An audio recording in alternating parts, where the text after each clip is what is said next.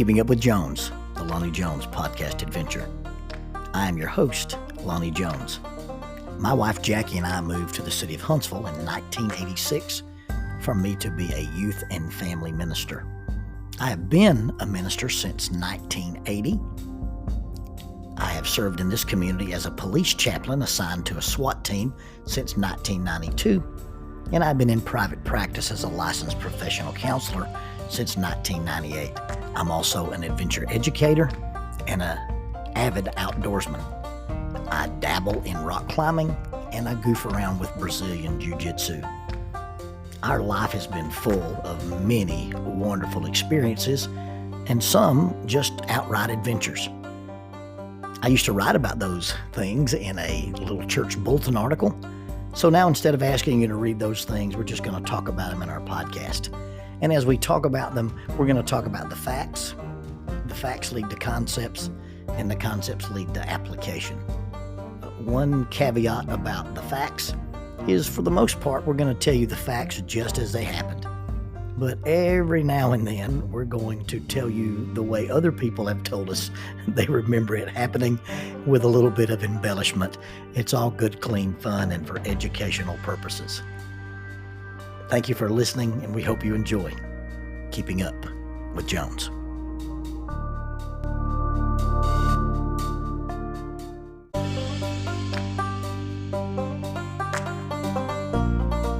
TKM Incorporated in Moss, Tennessee is a construction company that specializes in erosion control, seeding, and soil, hydroseeding, hydromulch, minor excavation, and silt fence. They also provide traffic control and construction signs. Their business is keeping people safe, but their passion, their mission, is they wish that all men could be saved. TKM has adopted the nickname the King's Men because as they serve you, they also serve the King. If they could provide any of their services for you, please contact them at 931-243-3958. That is 931-243-3958. Or you can contact them on the net at tkminc2001@twlakes.net. That is tkminc2001@twlakes.net. TKM Incorporated is a sponsor of Keeping Up with Jones, the Lonnie Jones podcast adventure.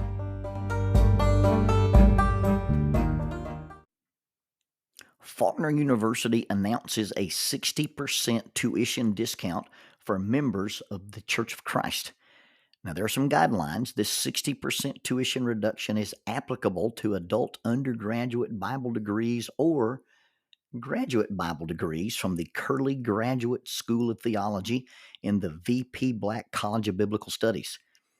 You must satisfy all admission requirements and maintain satisfactory academic progress. You must remain continuously enrolled, including summers, until the completion of the degree. You must provide a letter from an elder or minister, preferably on church letterhead, verifying that you're an active member of a Church of Christ congregation prior to your initial enrollment. This offer applies to adult undergraduate degrees such as biblical studies, youth and family ministry tracks, and it also includes graduate degrees.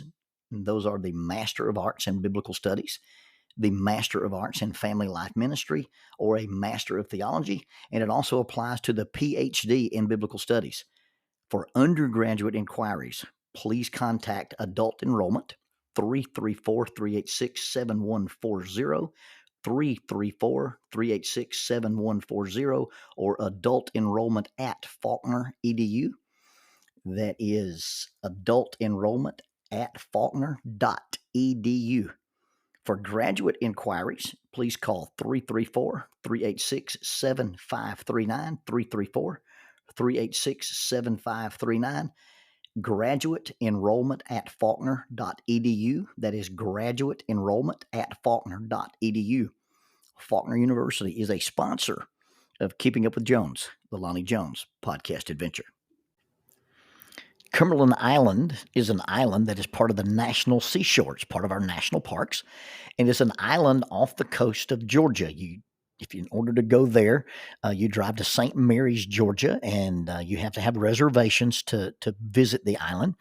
And you get on a ferry, a little boat they call the Cumberland Queen, and take you 45 minutes through the intercoastal waterway and across some of these salt marshes, and they deposit you on this island. Now, if you take the early ferry, you can stay all day and then leave the island on the late ferry, or as my friends and I did, you can take the early ferry, get off the island, and stay several days. And as long as you're back on, Thursday or Friday, by the time the last ferry leaves, you can leave the island. My two friends from high school and I went there as an escape.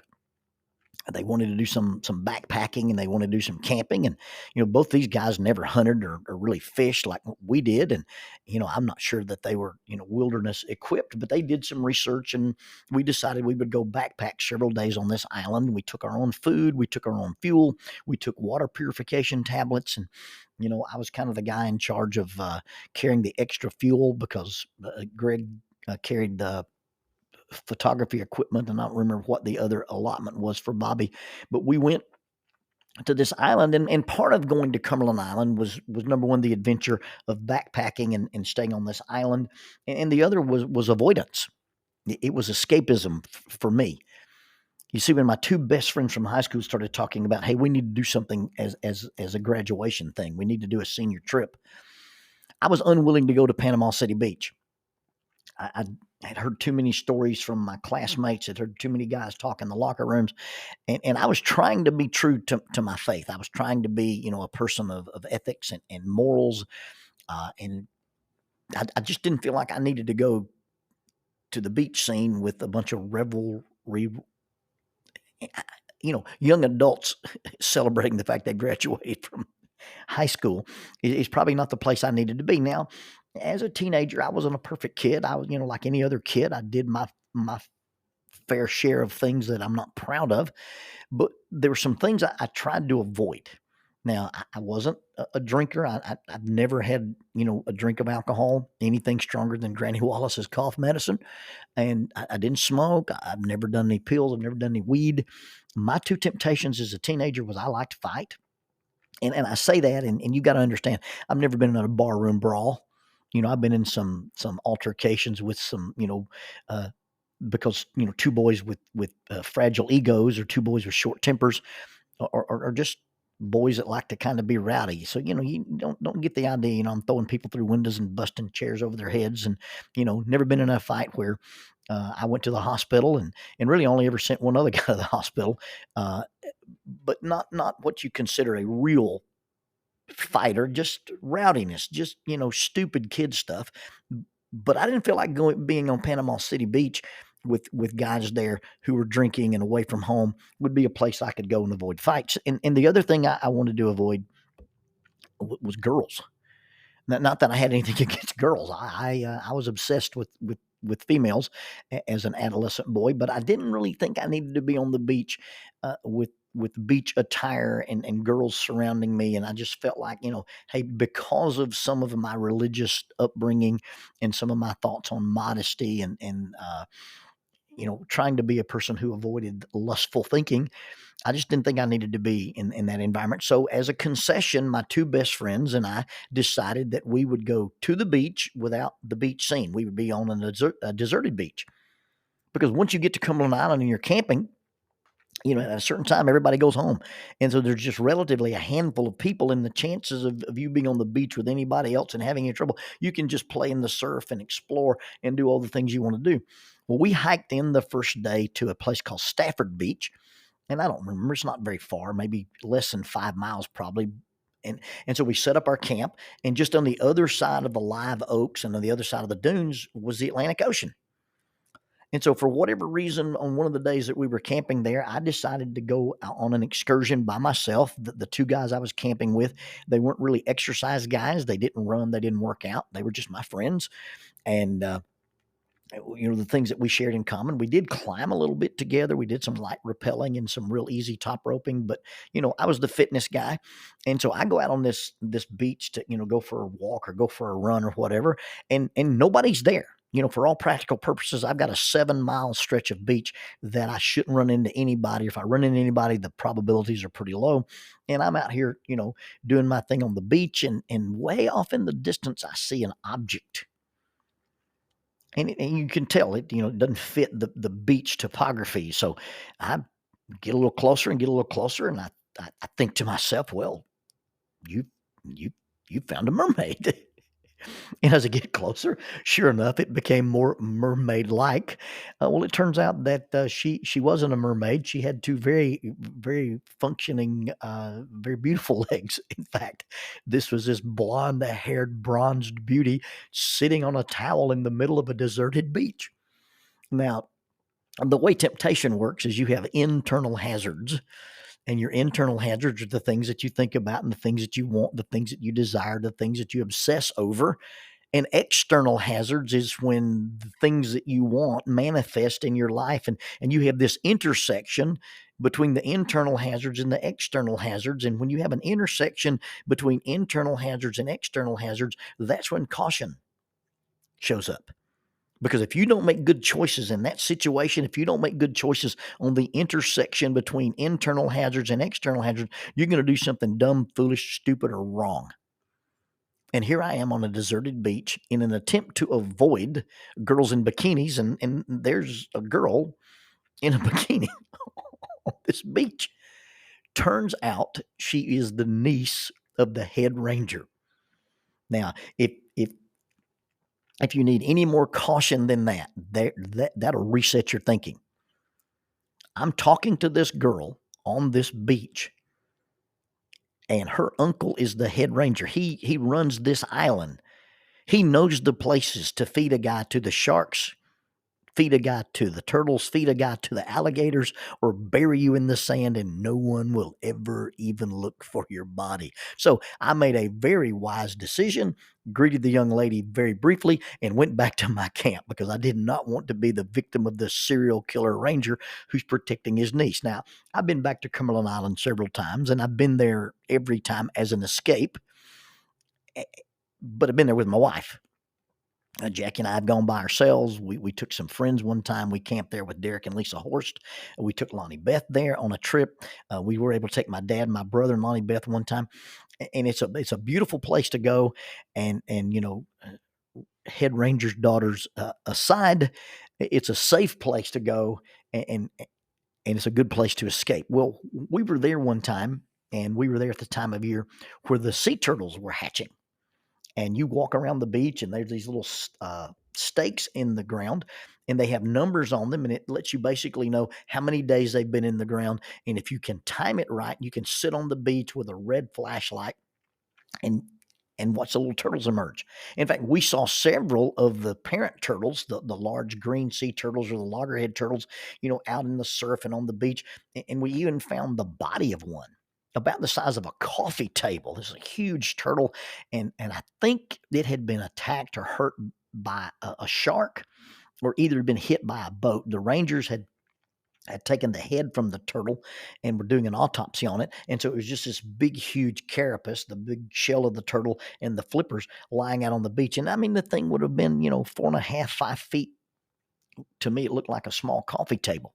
And it would have weighed several hundred pounds. Well, we're exploring the beach now. We've seen this sea turtle, and so we are looking at other stuff. And the most surprising thing that we saw was a dolphin, and not in the water. Now they're all over the water out there, but this one was lying on the beach. It was fully intact. There was a wound on it. There wasn't a mark on it. And nothing had injured it. It hadn't been hit by a boat. It hadn't been attacked by a shark. But this beautiful sea mammal was lying on the beach, and it was dead.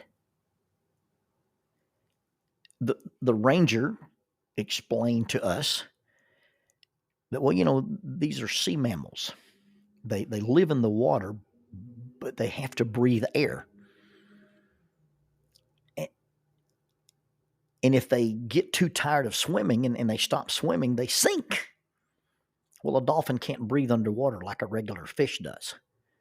because a dolphin doesn't have fins, it has lungs, and so they have to porpoise. They have to come up and breathe and go back down and come up and breathe and go back down.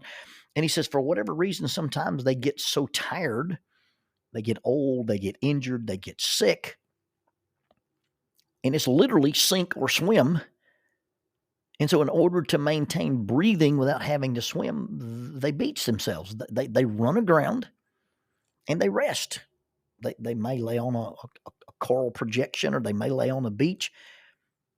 But every now and then one of them gets out of the water and it can't get back in. Dolphins don't read tide schedules. They don't understand about high tide and low tide. And sometimes they run out on the beach and they're lying there exhausted and they need to swim and breathe. But sometimes they have to choose between swimming or breathing. And so they abandon swimming to lie on the beach and breathe, and then the tide goes out and they can't get back in the water. And I think it's a maneuver like this that cost this dolphin its life. It died because it stopped swimming. You see, it's not designed to live completely on land. It not only can't thrive on land, it long-term can't survive on land. And so this dolphin, because of its disease or its exhaustion or whatever, had put itself on the beach and it never returned to the water. And it died there in an attempt to escape or avoid something that was stressing it. The stress of swimming and breathing.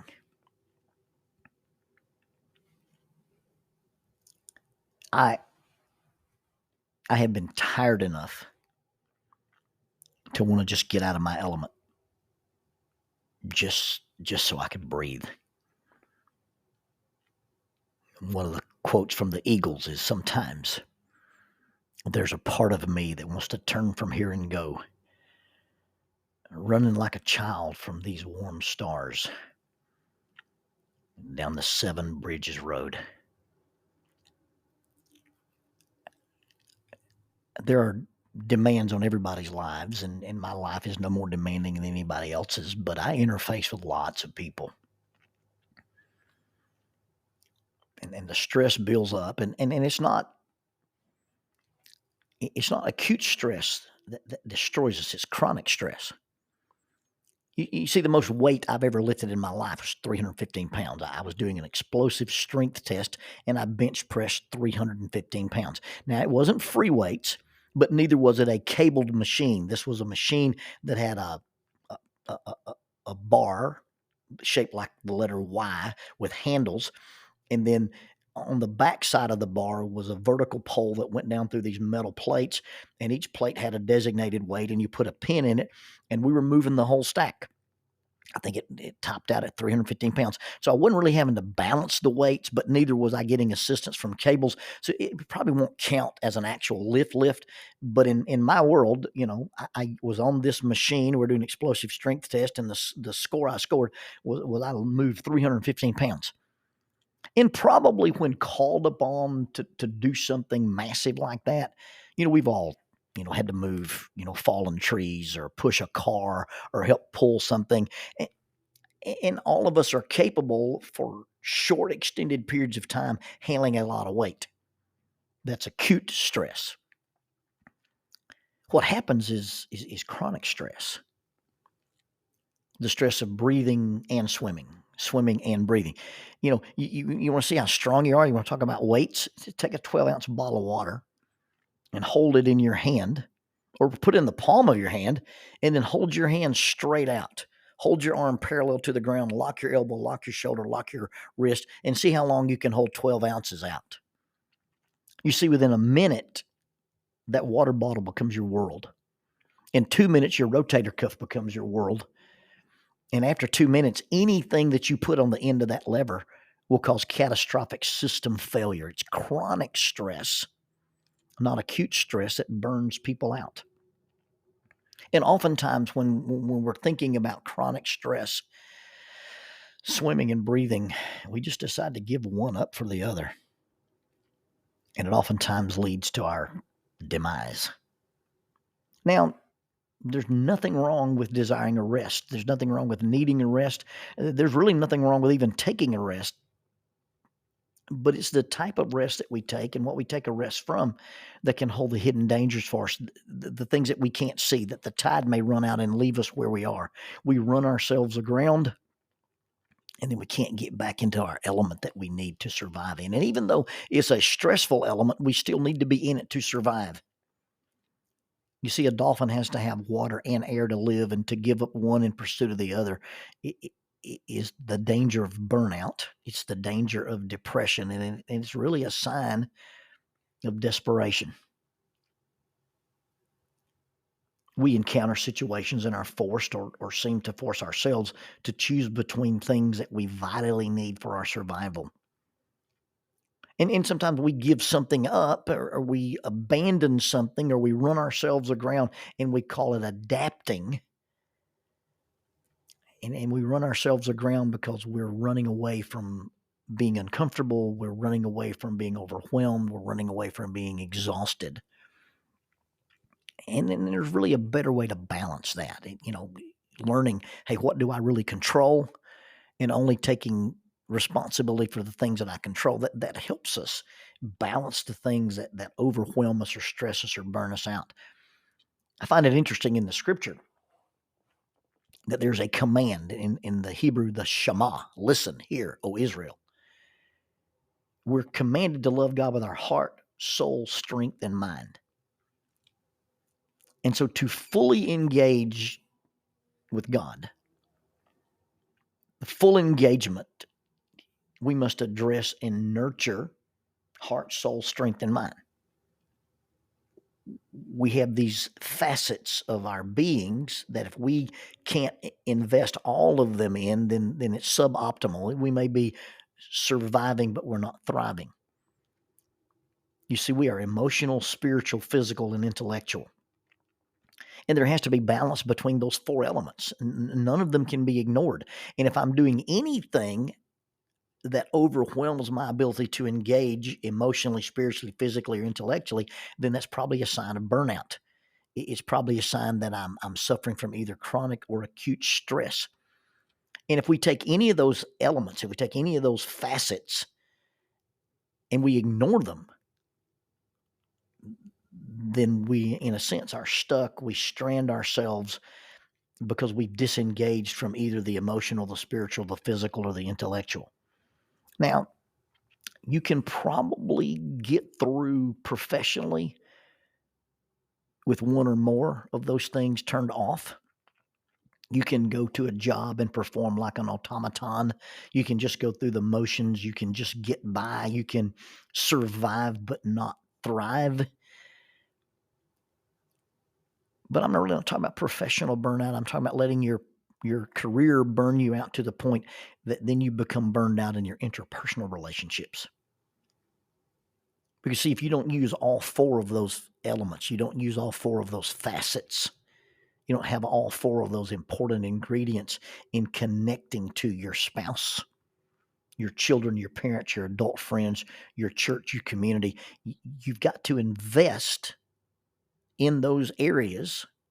You've got to have an emotional investment, a spiritual investment, a physical investment, and an intellectual investment. You've got to invest energy and effort in all four of those, or you will burn out that relationship, or you'll strand yourself somewhere and won't have access to one of the others. Fred Jones, in his book, Positive Classroom Discipline, has a chapter on burnout, and I'd like to modify his quote. The main myth about burnout is that it happens after 6 to 10 years of doing whatever. And in fact, it happens every day. Feeling that you want to quit, and this is where I modify Fred's quote, feeling that you want to quit, and by quit, I'm saying withdraw or disengage from one of the four dimensions of investment: emotional, spiritual, intellectual, or physical. If you want to quit and you disengage, you withdraw from one of those, feeling like you don't want to do this anymore is simply the end of the line. You see, that decision is the terminal point. It's like dying of cancer after you've had it for 6 years. The cancer has been present for years, and it's been consuming you day by day. Deciding that you, quote unquote, don't want to do this, whatever this is, I'm not going to be involved emotionally anymore. I'm not going to be involved spiritually anymore. I'm not going to be involved physically anymore. I'm not going to be involved intellectually anymore. Making that decision is not burnout. That's the final, unavoidable terminal event of burnout. So see, you don't burn out lying on the beach. You burn out when you make the decision to go to the beach and disengage from either breathing or swimming. See, if you feel exhausted and drained at the end of every day, and then you're dying professionally, personally, or interpersonally, and you're doing it by inches. When I disengage, when I decide, hey, I'm not going to do this anymore, and I beach myself, I run aground, and I'm avoiding emotional engagement, I'm avoiding spiritual engagement, I'm avoiding physical engagement, or I'm avoiding intellectual engagement. If I decide to take a break from one of those, I don't need to let that break be very long, because if you take a break from any one of those things very long, your relationships, your health, your connection to other people, your connection to thriving, not just surviving, but thriving. If you take a break from any one of those things very long, the tide will go out and you won't last very long.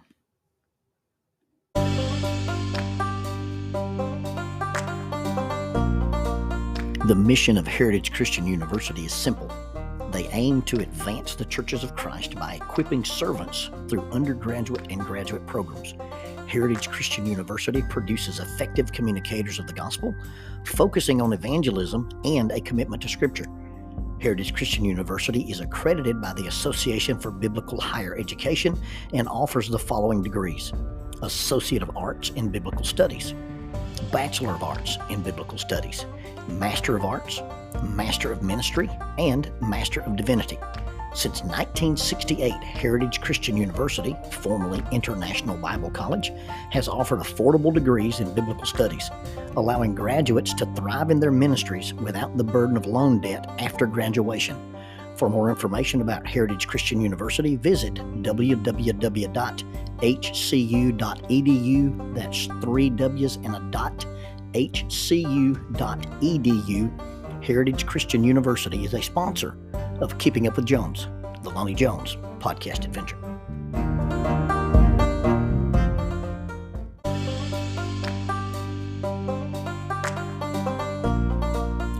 Using the tool of shortwave radio, World Christian Broadcasting literally covers the world every day with the gospel.